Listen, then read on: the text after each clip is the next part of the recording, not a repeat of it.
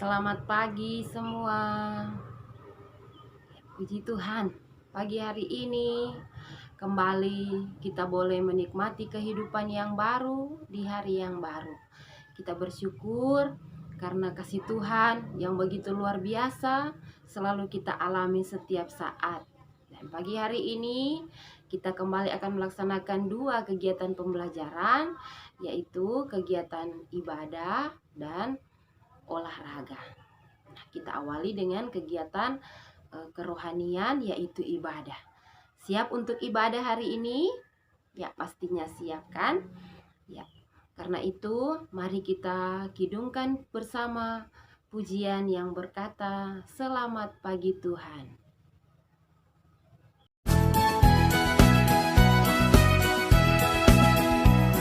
Selamat pagi Tuhan, tak lupa terima kasih. Tuhan telah pelihara kami tiap hari. Matahari bersinar, burung-burung bernyanyi, bertambah-tambah cintanya.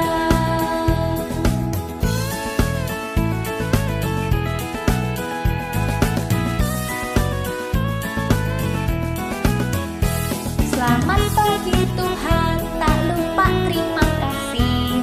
Tuhan telah pelihara kami tiap hari.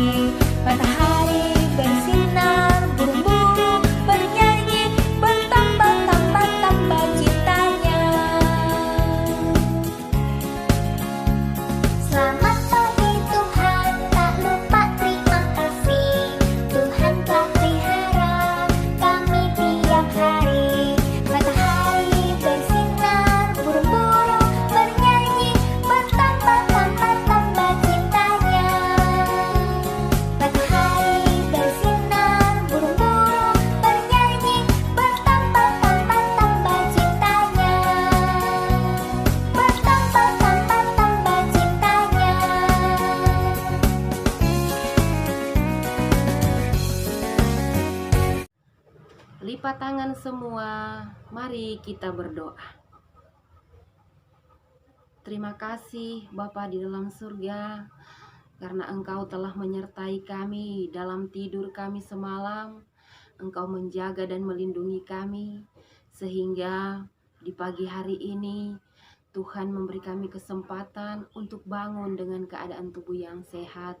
Kami bersyukur kami memiliki Allah yang luar biasa seperti Engkau, yang selalu memberikan yang terbaik bagi kehidupan kami. Bapa di surga, untuk mensyukuri semua anugerah-Mu bagi kami. Sebelum kami melaksanakan kegiatan olahraga, kami rindu untuk datang beribadah, bersekutu, memuji, memuliakan Engkau. Karena itu, hadirlah Engkau kiranya dalam hati tiap-tiap kami yang boleh mengikuti ibadah saat ini. Dan biarlah ketika kami mengikuti ibadah, kami benar-benar sungguh-sungguh, kami benar-benar fokus dan konsentrasi. Terlebih ketika kami hendak membaca dan merenungkan firman-Mu, tolonglah kami Tuhan, agar kami memahami firman Tuhan yang akan kami dengarkan saat ini. Di dalam nama Tuhan Yesus kami berdoa kepadamu. Haleluya. Amin. Ya.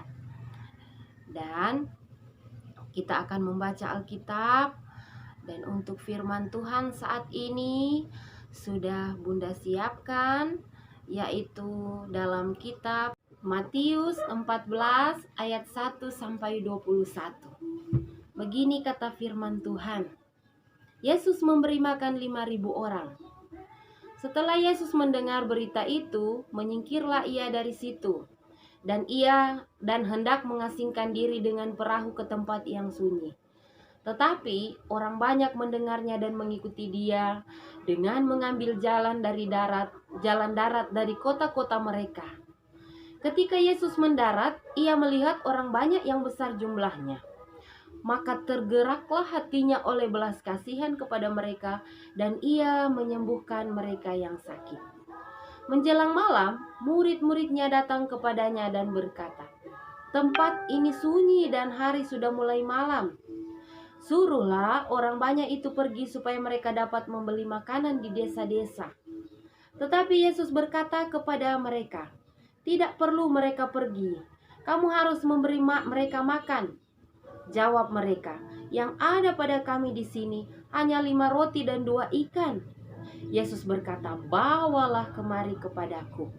Lalu disuruhnya orang banyak itu duduk di rumput, dan setelah diambilnya 5 roti dan 2 ikan itu, Yesus menengadah ke langit dan mengucap berkat, lalu memecah-mecahkan roti itu dan memberikannya kepada murid-muridnya.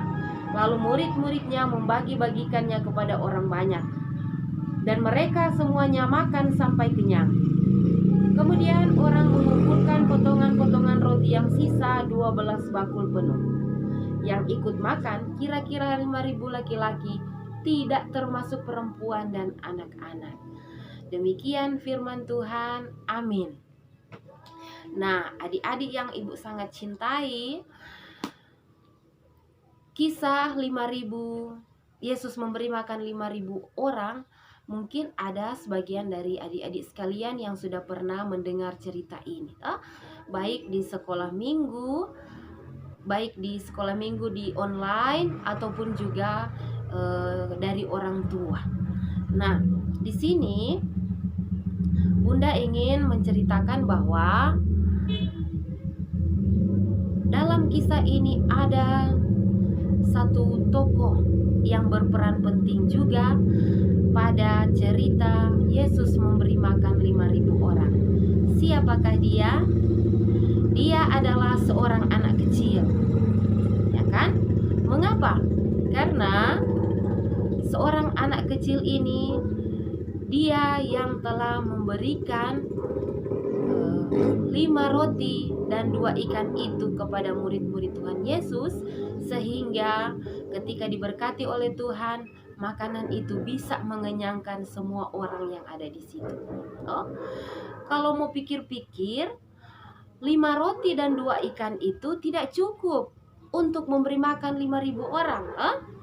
Paling kalau orang mau makan 5 roti itu ketika dibagi-bagi, ya mungkin kalau roti sekarang DP harga yang 2.000, roti yang harga 2.000 boleh bagi 2. Kalau 5 roti berarti ada berapa orang? 10 kan? Boleh 10 orang makan. Dan 2 ekor ikan itu kalau pela-pela juga bisa dibagi jadi 4 untuk 4 orang. Jadi kalau 5 roti dan 2 ikan berarti cuma 14 orang yang bisa makan.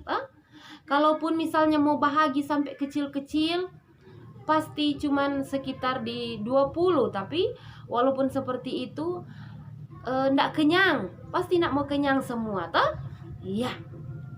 Tetapi waktu murid-muridnya ini, waktu murid-murid berkata bahwa hanya ada 5 roti dan 2 ikan, sedangkan orang-orang yang ada di situ waktu itu, kalau dihitung berdasarkan cerita Alkitab ini, 5.000 orang. Itu baru laki-laki, belum terhitung perempuan dan anak-anak, toh? Wow, ternyata banyak sekali orang-orang yang ikut Tuhan Yesus waktu dia berkhotbah. Sehingga tanpa terasa sudah lama mereka di situ, dan akhirnya sudah waktunya mereka akan makan. Dan kalau waktu Tuhan Yesus bilang murid-muridnya bahwa harus diberi makan ini 5.000 orang ini, murid-muridnya pikir-pikir, wah, sedangkan gaji 1 tahun pun belum bisa memberi makan 5.000 orang. Itu baru hitungan untuk laki-laki, toh? Sehingga mereka memutuskan untuk menyuruh para orang-orang ini untuk pulang. Tetapi Tuhan Yesus berkata, apa yang ada padamu? Apa yang Ngoni punya saat ini? Nah, ada anak kecil yang punya 5 roti dan 2 ikan. Dan Tuhan Yesus bilang apa? Tuhan Yesus bukannya marah-marah, Tuhan Yesus bukannya tidak benci toh, ketika ada yang bilang, oh torang cuma punya 5 roti dan 2 ikan. Tuhan Yesus bukan bilang, ya kiapa cuma itu leh, maraju-meraju. Kiapa cuma itu, ngoni kok emplas begini toh, harus marah-marah. Tetapi bukan itu yang dilakukan Tuhan. Tuhan bilang, bawalah kepadaku, mari kasih kemari. Dan ketika itu ada di tangan Tuhan, apa yang Tuhan Yesus lakukan? Dia mengucap syukur. Bukannya marah-marah, tapi sebaliknya dia mengucap syukur. Dia mengangkat roti dan juga ikan itu, kemudian dia mengucap syukur kepada Bapa di surga. Dan apa yang terjadi? Dari 5 roti ini, dari 5 roti dan 2 ikan ini, semua orang-orang yang ada di situ akhirnya makan kenyang. Dan mujizat juga terjadi. Mujizat terjadi, masih ada sisa lagi. Bukan cuma makan kenyang, tapi masih ada sisa berapa? 12 bakul.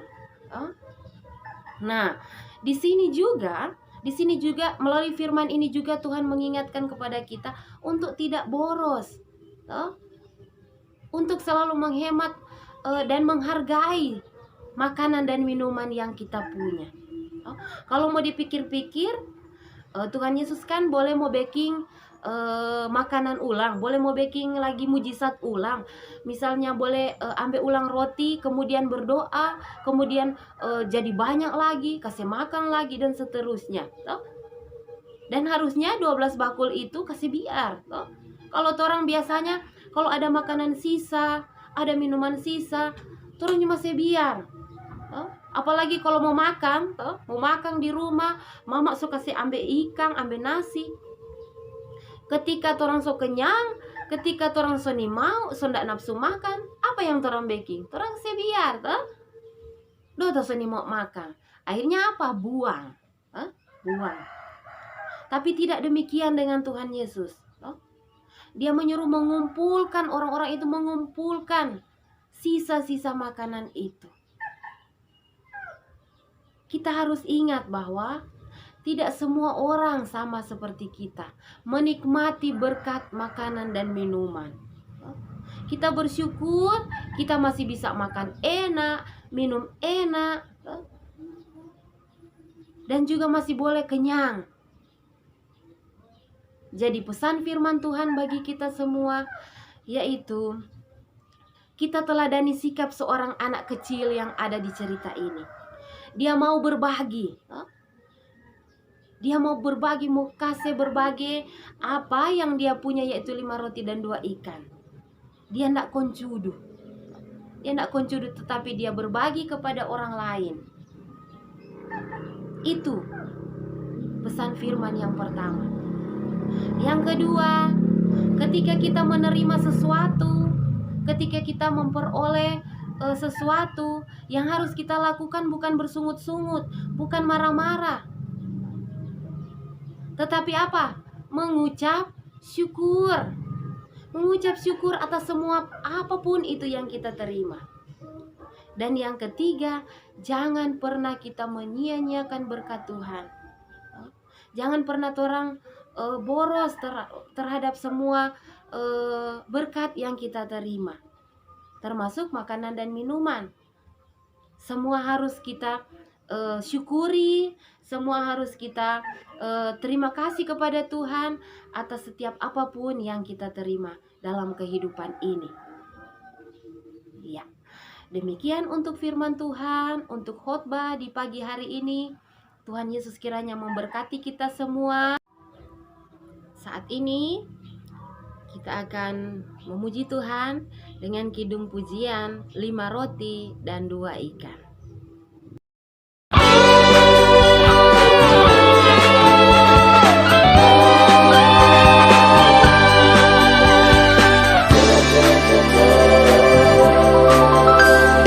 Lima roti dan 2 ikan, Tuhan Yesus yang memberkati. Dimakan 5.000 orang, sisa 12 keranjang. Hai saudara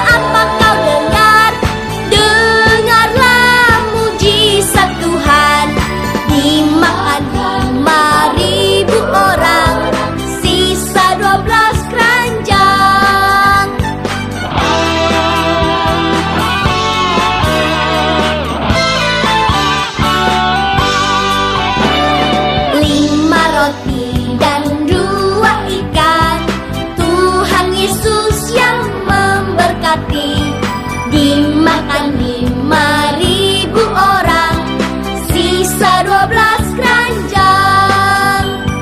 Hai saudara, apa kau dengar? Dengarlah mujizat Tuhan. Dimakan 5.000 orang, sisa 12 keranjang. Hai saudara, apa kau dengar? Dengarlah mujizat Tuhan. Dimakan 5.000 orang, sisa 12 keranjang.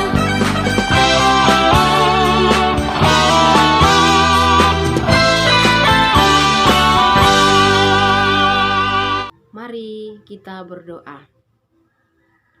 Bapa kami dalam surga, puji dan syukur kami panjatkan kehadirat-Mu Tuhan, atas anugerah-Mu yang boleh memberi kami kesempatan kembali membaca, mendengarkan dan merenungkan firman-Mu.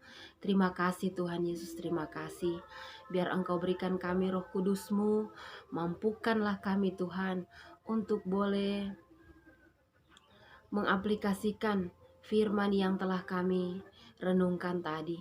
Bapa di dalam sorga, dari kisah cerita Alkitab tadi, kami diajarkan untuk meneladani sikap dari anak kecil yang mau berbagi dengan orang lain.